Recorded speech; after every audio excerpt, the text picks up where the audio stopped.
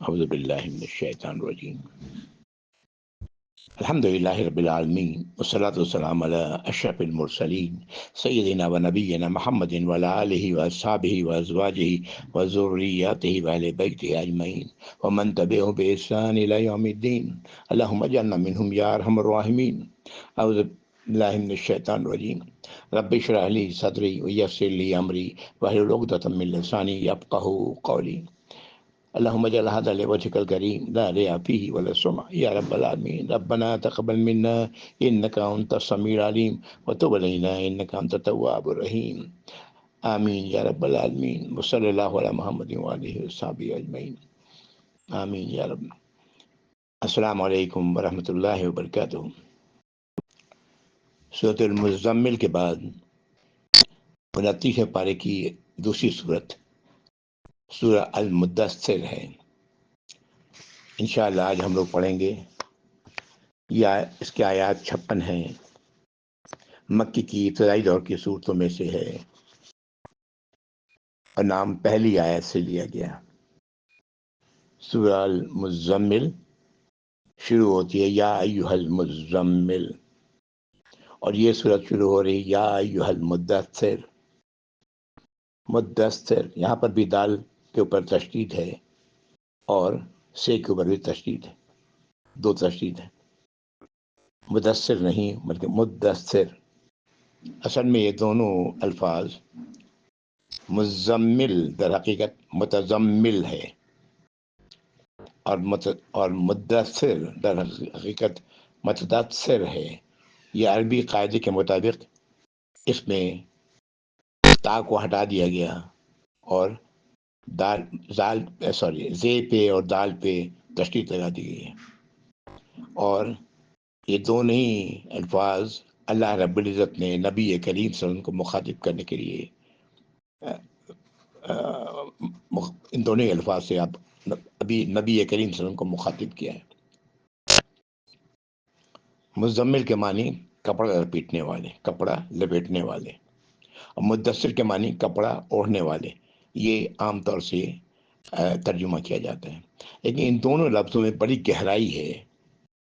یہ اتنا ہی نہیں بلکہ بڑی گہرائی ہے، اور ان گہرائی میں جانے کے بجائے جو عام ترجمہ ہے اسی پر ہم لوگ اپنے آپ کو رکھیں. یعنی مزمل کپڑا لپیٹنے والے، مدثر کپڑا اوڑھنے والے، یہ لحاف اوڑھنے والے، یہ کمبل اوڑھنے والے. یہ در حقیقت مخاطب کر کے نبی کریم صلی اللہ علیہ وسلم کو اللہ رب العزت نے کچھ ہدایت دی ہیں. جیسے کہ ہم لوگوں نے سورۃ المزمل میں دیکھا، ویسے ہی یہاں پر بھی سورۃ المدثر میں بھی دیکھیں گے. پڑھتے ہیں پھر بعد میں اس کے بعد پھر مزید کچھ بات انشاءاللہ کروں گا. اعوذ باللہ من الشیطان الرجیم بسم اللہ الرحمن الرحیم یا ایھا المدثر قم فانذر. اے کپڑا اوڑھنے والے کھڑے ہو جاؤ اور خبردار کرو. وَرَبَّكَ فَكَبِّرْ وَرَبَّكَ فَكَبِّرْ اپنے رب کی بڑائی بیان کرو. وَثِيَابَكَ فَطَہِّرْ اپنے کپڑوں کو پاک کر لو، پاک و صاف رکھو. وَالرُّجْزَ فَاہْجُرْ اور ناپاکی سے، برائی سے، شرک کی شیطانی چیزوں سے اپنے آپ کو اسے دور کر لو. وَلَا تَمْنُن تَسْتَكْثِرْ اور نہ کرو احسان کسی پر زیادہ کی حصول کی خواہش، زیادہ حاصل کرنے کے لیے زیادہ کی خواہش مند رکھتے ہوئے. وَلِرَبِّكَ فَصَبِّرْ اپنے رب کے لیے صبر سے کام لو. یہ آیت نمبر 1 سے لے کے 7 تک میں نے تلاوت کی ہے. نبوت کے ابتدائی 3 سالوں میں نبی کریم صلی اللہ علیہ وآلہ وسلم خاموشی سے مخصوص اور بااعتماد لوگوں ہی کو دین کی دعوت دیتے رہے تھے. انہی لوگوں نے ایمان لایا. ایمان لانے والوں میں سے کچھ لوگ سابقون اولون 10 مبشرہ شمار کیے گئے. ان میں کچھ لوگ شاید ایمان کی حقیقت جان لینے کے باوجود اس کا اعتراف نہ کرنے والوں میں بھی ہوں، واللہ عالم۔ اس پس منظر میں جو بات عقل کو لگتی ہے، یعنی سورۃ المزمل اور سورۃ المدثر کو سامنے رکھتے ہوئے یہ شروع کی آیات جو میں نے تلاوت کی یہاں پر، مدثر کی 1 سے لے کے 7 اور سورۃ المزمل کی آیت 1 سے لے کے 8 تک چلے جائیں، ان دونوں کو سامنے رکھیں تو جو بات عقل کو لگتی ہے، اللہ رب العزت نے آپ صلی اللہ علیہ وسلم کو دین کی کھلے عام تبلیغ کا حکم دینے سے قبل سورۃ المزمل کی شروع کی وہ آیات نازل فرمائیں، ان میں رات کی نماز میں رک رک کر قرآنی آیات کی تلاوت کا حکم دیا گیا۔ عمومی دعوت کا حکم دینے سے غالباً متصل قبل اس صورت یعنی سورۃ المدثر کی شروع کی آیات نازل ہوئیں، جن میں دعوت کے اس کام کے لیے آپ صلی اللہ علیہ وسلم کو خصوصی ہدایات دی گئیں کہ دعوت کا کام کس طرح کرنا ہے۔ واللہ عالم، حقیقت تو اللہ ہی بہتر جانتے ہیں۔ اور ان دونوں بات اگر یہ اندازہ درست ہے تو ان دونوں صورتوں کی شروع کی آیات میں وہ ترتیب اور ہدایات ہیں، یعنی سورۃ المزمل اور سورۃ المدثر، وہ ترتیب اور ہدایات ہیں جو نبوت کے سلسلے کے ختم ہو جانے کے بعد امت محمد صلی اللہ علیہ وسلم کے علم و ایمان والوں کو انبیاء اور رسولوں کا وارث بنانے کے لیے نہایت ضروری ہے۔ یہ ہم لوگوں کے لیے ضروری ہے۔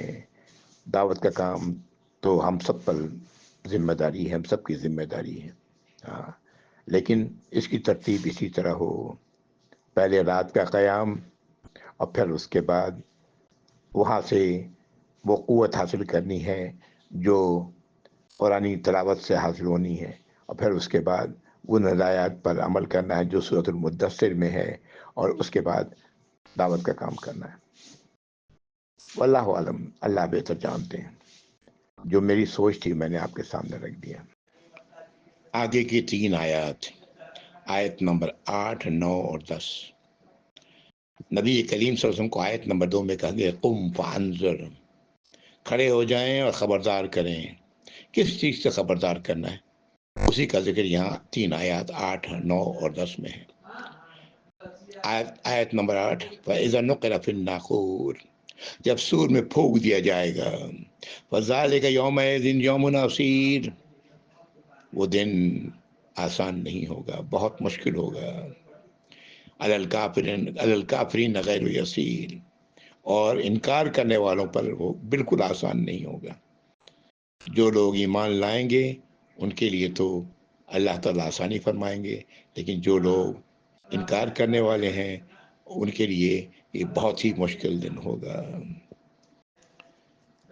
ایک روایت ملتی ہے جس میں نبی کریم صلی اللہ علیہ وسلم نے فرمایا میں کیسے راحت سے رہوں، حالانکہ سور پھونکنے والے فرشتے اپنے منہ میں سور لے رکھا ہے، پیشانی جھکائے ہوئے حکم کا انتظار کر رہے ہیں اللہ کا، کہ اب حکم ہوا وہ سور پھونک دیں۔ اصحاب رسول صلی اللہ علیہ وسلم نے کہا یا رسول اللہ، اصحاب نے کہا کہ یا رسول اللہ صلی اللہ علیہ وسلم پھر ہمیں کیا کرنا چاہیے؟ فرمایا کہو حسبنا اللہ و نعم الوکیل، کہو کہ میرے لیے اللہ کافی ہے اور سب سے بہتر وکیل ہے، اور اللہ توکلنا، اور اللہ ہی پر توکل کرنا ہے ہم نے۔ آگے کی آیت نمبر 11 سے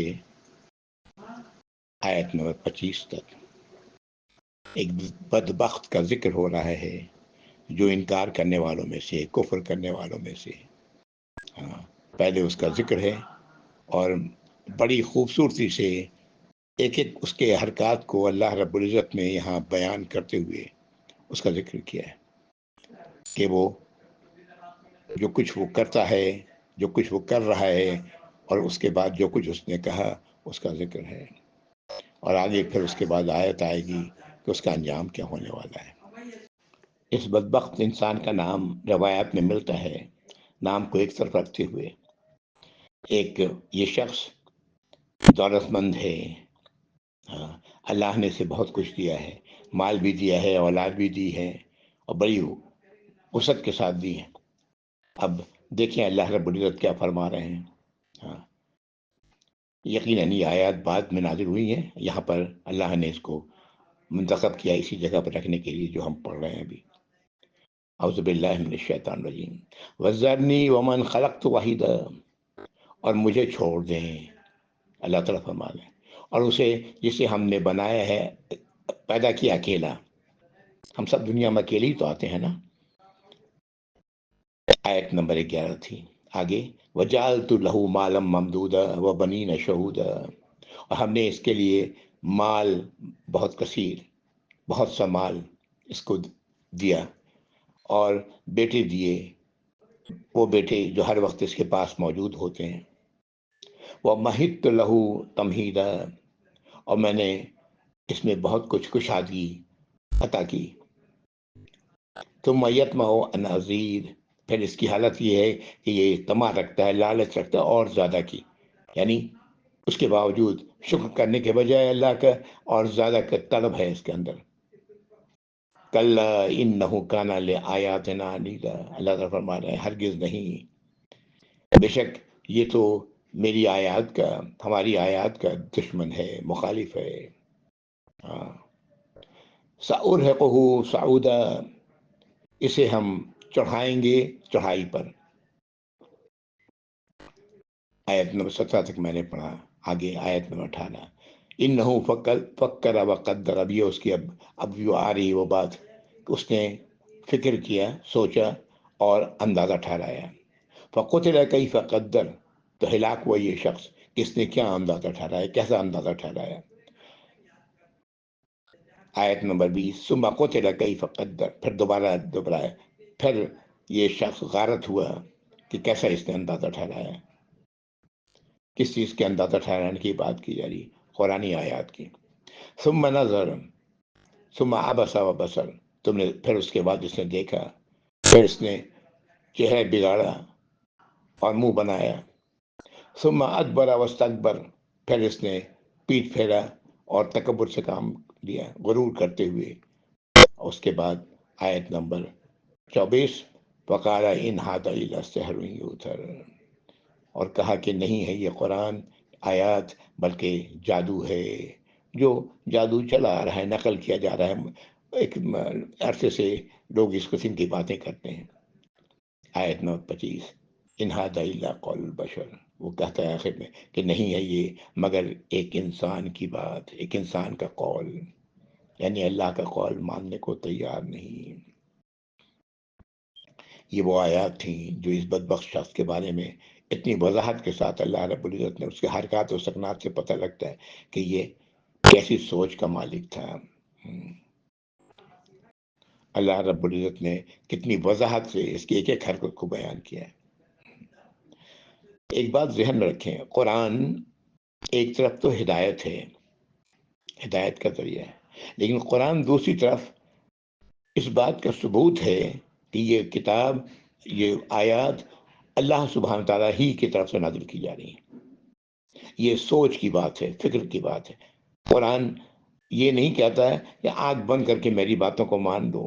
قرآن یہ کہتا ہے کہ غور و فکر کر کے، اپنے دماغ کو کھول کے، عقل سے کام لیتے ہوئے پھر غور کرو، پھر یہ بات محسوس کرو کہ یہ اللہ ہی کا کلام ہے.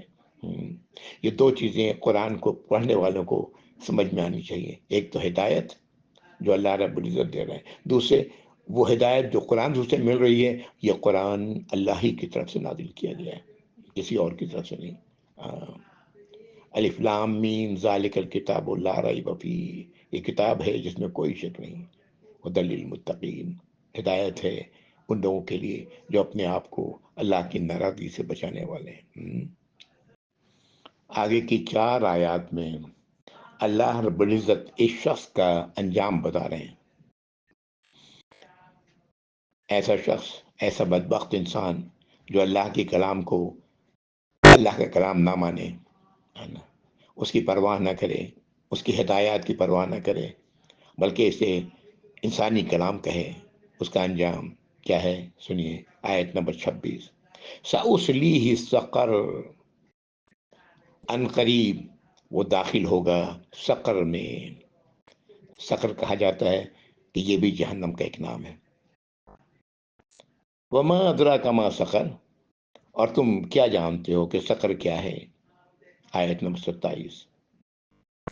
آیت 28، لا تبقى ولا تذر، نہ وہ باقی رکھتی ہے نہ چھوڑتی ہے، نہ وہ زندہ ہوگا نہ وہ مرا ہوا ہوگا، ہاں، نہ اسے زندہ کہا جا سکتا ہے نہ اسے مردہ کہا جا سکتا ہے،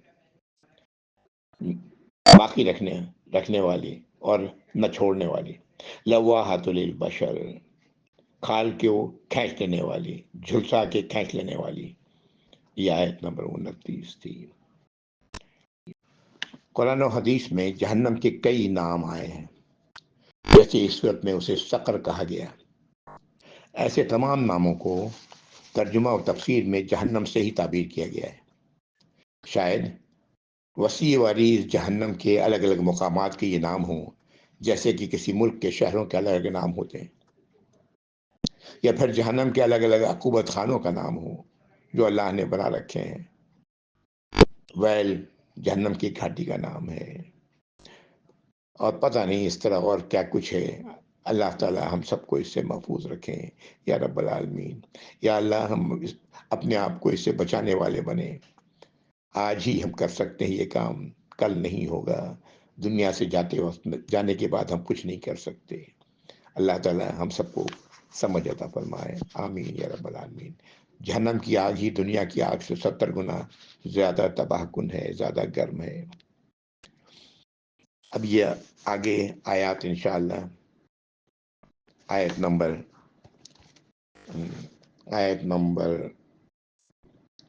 30 سے 37 تک۔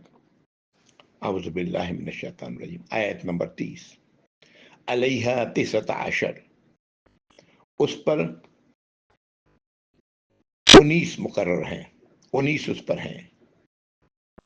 اس سے کیا مراد ہے؟ کہا گیا یہ 19 فرشتے ہیں۔ علیہا کس پر؟ جہنم پر۔ جہنم پر اللہ تعالیٰ فرما رہے ہیں کہ 19 فرشتے ہیں جو جہنم کا انتظام کرنے والے ہیں، جہنم کے داروغہ ہیں، جہنم کی جو کچھ کہہ لیں، جہنم کے پہرے دار ہیں، جو آپ جو سمجھ لیں 19 ہیں۔ اس 19 کی تعداد نے ایک طوفان مچا دیا مشرکوں نے کہ 19 فرشتے ہیں تو ان کو تو ہم سنبھال لیں گے۔ ایک طاقتور شخص ہوا کرتا تھا، وہ کہتا تھا کہ 15 کو میں سنبھال لوں گا، 4 کو تم لوگوں نے سنبھال لینا۔ یعنی پوری طرح مذاق بنایا گیا اس 19 کا۔ لیکن یہ لفظ 19 کیوں اللہ تعالیٰ نے لایا ہے؟ اب یہ آگے ایک طویل آیت ہے 31، جس میں اللہ رب العزت اس کا ذکر کر رہے ہیں۔ لمبی آیت ہے، آیت نمبر 31۔ اعوذ باللہ من الشیطان الرجیم۔ وما جعلنا اصحاب النار الا ملائکہ، اب یہ وعدہ کیا ہے، اور ہم نے نہیں بنایا یہ جہنم پر مقرر جو فرشتے ہیں وہ سوائے فرشتوں کے، یعنی وہ فرشتے ہیں جو جہنم پر مقرر کیے گئے ہیں۔ وما جعلنا عدتهم الا فتنة للذین کفروا، اور ہم نے یہ تعداد اس لیے گنتی اس لیے نہیں بتائی، اس لیے نہیں رکھی ہے تاکہ اسے فتنہ کر دیں، آزمائش کر دیں کفر کرنے والوں کے لیے، انکار کرنے والوں کے لیے۔ ہاں، یہ تعداد اللہ نے اس لیے رکھی ہے۔ وَلْيَسْتَيْقِنَ الَّذِينَ أُوتُوا الْكِتَابَ، اور یہ اس لیے رکھی ہے کہ تاکہ یقین کریں وہ لوگ جنہیں کتاب دی گئی ہے پہلے سے۔ وَيَزْدَادَ الَّذِينَ آمَنُوا إِيمَانًا، اور وہ لوگ جو ایمان والے ہیں ان کے ایمان میں اضافہ کریں یہ تعداد سے۔ وَلَا يَرْتَابَ الَّذِينَ أُوتُوا الْكِتَابَ وَالْمُؤْمِنُونَ، اور اس لیے کہ کوئی شک میں نہ پڑیں وہ لوگ جنہیں کتاب دی گئی ہے یا جو ایمان والے ہیں۔ لیکن وَلِيَقُولَ الَّذِينَ فِي قُلُوبِهِم مَرَضٌ، لیکن ان لوگوں کے لیے جن کے دلوں میں مرض ہے، یعنی ایمان تو لایا ہے لیکن منافقت ہے، مرض ہے۔ والکافرون، اور کفر کرنے والے یعنی وہ جو انکار کرنے والے ہیں وہ یہ کہیں ماذا اراد اللہ بہذا مثلا، کیا ہے ارادہ اس مثال دینے کا اللہ کو، کیوں اللہ نے یہ مثال دی ہے، 19 کی تعداد دی۔ کذالک یضل اللہ من یشاء ویہدی من یشاء، اسی طرح اللہ گمراہ کرتے ہیں جسے چاہتے ہیں اور جسے چاہتے ہیں ہدایت دیتے ہیں۔ وما یعلم جنود ربک الا ہو، اور کوئی نہیں جانتا آپ کے رب کے لشکروں کو سوائے اللہ۔ وما ہی الا ذکر للبشر، اور یہ قرآن، یہ تعداد جو بتائی گئی، یہ مثال نہیں ہے مگر نصیحت ہے، کس کے لیے؟ للبشر، انسانوں کے لیے۔ یہ آیت نمبر 31 تھی۔ برسبیل تذکرہ یہ بات بتاتا چلوں کہ یہ 19 کی تعداد، 19 کا نمبر جو آیا ہے فرشتوں کا جو جہنم پہ مقرر ہیں، اس 19 کی تعداد سے ایک فکر، بلکہ کچھ ثبوت بھی لوگوں نے مہیا کیے ہیں کہ یہ 19 کی تعداد قرآن کے حوالے سے بڑی اہم ہے۔ یہاں پر اللہ تعالیٰ نے یہ بات عرض کر دی، ارشاد فرما دیا، ہمارے سامنے رکھ دیا کہ یہ ایمان والے اس پر یقین کریں گے، اور جنہیں کتاب دی گئی وہ بھی یقین کریں گے، یعنی پہلے سے جنہیں کتاب دی گئی۔ اس کا مطلب یہ ہے کہ اس تعداد کا یہ نمبر، یہ تعداد پچھلی کتابوں میں بھی گزر چکی ہے، یہ بات ہے۔ بہرحال یہاں پر قرآن کے حوالے سے جو بات کہی جاتی ہے وہ یہ ہے کہ 19 کی تعداد، 19 کا نمبر قرآنی آیات کے لحاظ سے بڑی اہمیت کا حامل ہے۔ اس میں جو بات باقاعدگی سے ایک کتاب لکھی گئی ہے جس میں یہ بات کہی گئی کہ الف لام میم حروف مقطعات جتنے آئے ہیں جن صورتوں میں، یا حروف مقطعات کی جو بھی صورتیں ہیں ان میں، مثال کے طور پر الف لام میم، تو اس پوری صورت میں الف کی تعداد کتنی ہے؟ وہ 19 سے تقسیم ہو جائے گی۔ لام کی تعداد کتنی ہے؟ وہ 19 سے پوری تقسیم ہو جائے گی۔ میم کی تعداد کتنی ہے؟ 19 سے پوری تقسیم ہو جائے گی۔ اور اسی طرح جو دوسرے حروف مقطعات ہیں، دوسری صورتیں ہیں، ان میں واللہ عالم۔ بہرحال میں نے تو کبھی اس طرح گنا نہیں ہے، لیکن بہرحال کتاب لکھی گئی ہے، بلکہ کچھ لوگ اس کتاب کو بڑی اہمیت بھی دیتے ہیں، اور وہ کون لوگ ہیں؟ وہی لوگ ہیں جو قرآن پر ایمان رکھنے والے ہیں۔ آیت نمبر 32، 33 اور 34 میں اللہ رب العزت 3 چیزوں کی قسم کھا رہے ہیں۔ قسم مکی صورتوں میں اس لیے ملتا ہے کہ رواج تھا، وہاں پر لوگ سمجھتے تھے کہ جو بات قسم سے کہی جائے، قسم کھا کے کہی جائے، وہ صحیح ہوتی ہے۔ یہی لوگوں کا طریقہ بھی تھا۔ اللہ رب العزت نے یہی طریقہ قرآن میں نازل فرمایا ہے۔ جگہ جگہ پر اللہ رب العزت نے قسموں کے بعد کوئی بات کہی ہے۔ یہاں پر بھی 3 قسموں کے بعد اللہ تعالیٰ جو کہنا چاہتے ہیں اس کا ذکر ہے۔ آیت نمبر 32، کلا والقمر، ہرگز نہیں، اور قسم ہے چاند کی، واللیل اذا ادبر، اور رات کی جب وہ پیچھے ہٹنے لگے، پیٹ گھما کے جانے لگے، والصبح اذا اسفر، اور صبح کی قسم جب وہ روشن ہو جائے۔ یہ 3 قسموں کے بعد کہا جا رہا ہے انہا لإحدى الکبر، بے شک وہ تو جہنم بہت بڑی شے ہے، بڑی شیوں میں سے ایک شے ہے۔ نذیر للبشر، آدمی کو، تمام انسانوں کو ڈرانے والی ہے، خبردار کرنے والی ہے۔ لمن شاء منکم ان یتقدم و یتأخر، تم میں سے جو چاہے اس کی طرف آگے بڑھے یا اپنے آپ کو بچا لے۔ کس سے؟ جہنم سے۔ یہ قسم، 3 قسموں کے بعد جو بات کہی ہے وہ یہی ہے کہ جہنم بہت بڑی شے ہے، بہت بری شے ہے، ایسی شیوں میں سے ہے جو بڑی ہے، خبردار کرنے والی ہے انسان کو۔ تو جو چاہے اس کی طرف آگے بڑھے تم میں سے، اور جو چاہے اپنے آپ کو روک لے۔ اللہ تعالی ہم لوگوں کو جہنم سے روکنے والے بنائے، ہمارے اعمال ایسے ہوں کہ ہم جہنم سے روکنے والے بن جائیں۔ آمین یا رب العالمین۔ اللہ کی لشکر جو ابھی ذکر ہوا، اللہ ہی جانتے ہیں اس کے بارے میں۔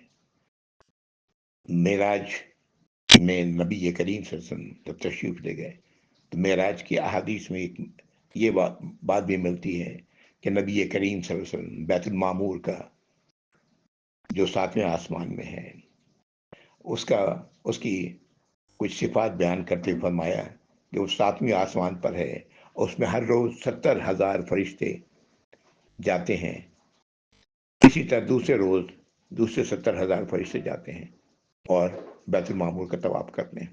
اسی طرح ہمیشہ تک فرشتوں کی تعداد اس قدر کثیر ہے، جو آج گئے ان کی باری پھر قیامت تک نہیں آنے والی، معاذ اللہ۔ 70,000 روز اور پھر ان کی باری قیامت تک نہیں آنے والی، بیت المعمور کا طواف کرتے ہیں۔ فرشتوں کی تعداد کا اندازہ اس سے کیا جا سکتا ہے۔ ایک اور روایت ملتی جس میں آپ فرماتے ہیں کہ میں وہ دیکھتا ہوں جو تم نہیں دیکھتے، اور وہ سنتا ہوں جو تم نہیں سنتے۔ آسمان چڑچڑا رہے ہیں اور تمہیں انہیں چڑچڑانے کا حق ہے۔ ایک انگلی ٹھکانے کی جگہ ایسی خالی نہیں جہاں کوئی نہ کوئی فرشتہ سجدے میں نہ پڑا ہوا ہو۔ اگر تم وہ جان لیتے جو میں جانتا ہوں تو تم بہت کم ہنستے، بہت زیادہ روتے اور بستروں پر اپنی بیویوں کے ساتھ لذت نہ پاتے، بلکہ فریاد اور آنسوؤں کے ساتھ جنگلوں کے ساتھ نکل کھڑے ہوتے۔ یہ اللہ رب العزت وہ ان ہولناکیوں کا ذکر کر رہے ہیں، ہاں، جو آپ کے مشاہدے میں آئیں۔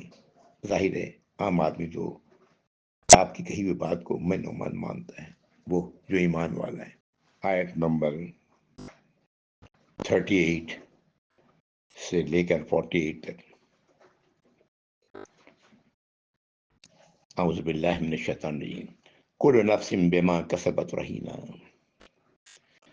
اللہ تعالیٰ فرما رہے ہیں ہر انسان جو کچھ اس نے کمائی کی ہے اس کا وہ گروی ہے، یعنی اس کمائی کا جب تک اس کو بدلہ نہیں ملے گا تو وہ اس کا گروی ہے۔ کل نفس بما کسبت رہینہ، رہن ہے ہر انسان اپنی کمائی کا۔ اب آگے ذکر ہو رہا ہے ان کمائی کا، ایک اچھی کمائی اور ایک بعد میں پتہ لگے گا کہ وہ کس کمائی کی بات ہے۔ اللہ تعالیٰ اگلی آیت میں فرما رہے ہیں الا اصحاب الیمین، سوائے ان کے جو دائیں ہاتھ والے ہیں۔ کیوں؟